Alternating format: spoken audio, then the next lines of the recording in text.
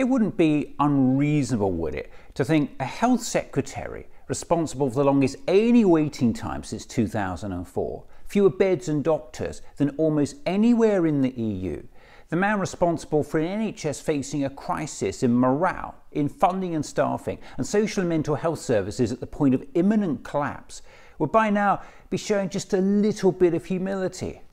Well, not smug half-truth or blatant exaggeration, Mr Hunt, the man who deliberately misled Parliament over weekend death rates, the man who voted down a pay rise for nurses struggling to pay their bills and using food banks to feed themselves, the man who admitted making false claims on World Mental Health Day when he told MPs we've got 30,000 more people working in mental health today than we had when Labour left office, when the reality was the increase was less than 700. He actually incorrectly claimed the numbers were more than 43 times higher than they actually were. And he says he understands figures and statistics better than Stephen Hawking. You just can't make it up. Well, yesterday, challenged on Twitter over the Tories' destruction of the NHS, Mr Hunt, who's clearly decided that blatant exaggeration is the way to go these days, smugly said this: was it the 6,500 additional doctors or 11,000 additional nurses during my time that particularly upset you?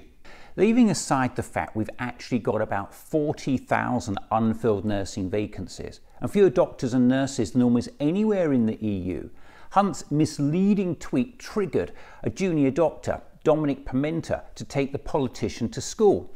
Sadly for Mr Hunt, however, it seems that even though he thinks he's more clever than Stephen Hawking, he never actually learned not to pick an argument with someone more intelligent and better informed than himself, especially when they actually know what they're talking about.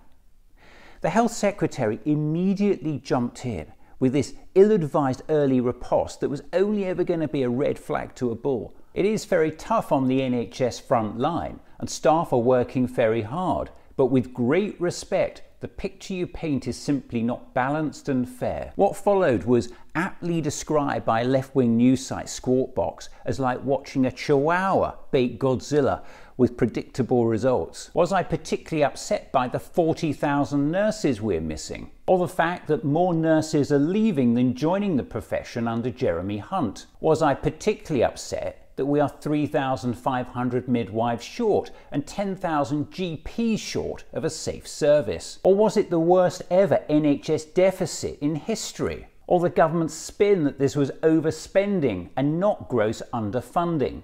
Was it my patients suffering in record-breaking long queues under Jeremy Hunt that particularly upset me, waiting longer and longer for a cancer diagnosis and all-important treatment? Was it the blaming of these problems on NHS staff that upset me, cutting pay for nurses by 14% since 2010-11? Was it abdicating responsibility for this onto scapegoats like immigrants or lazy and wasteful NHS staff? Perhaps it was Mr Hunt's willful corruption of evidence upset me, GPs to be shamed for missing cancer diagnosis. No, I think what particularly upset me was the constant lies while real people die, up to 30,000 in 2015 alone. And of course your lies about the creeping expansion of private buy-up of the NHS. The clueless health secretary was rightly left lost for words.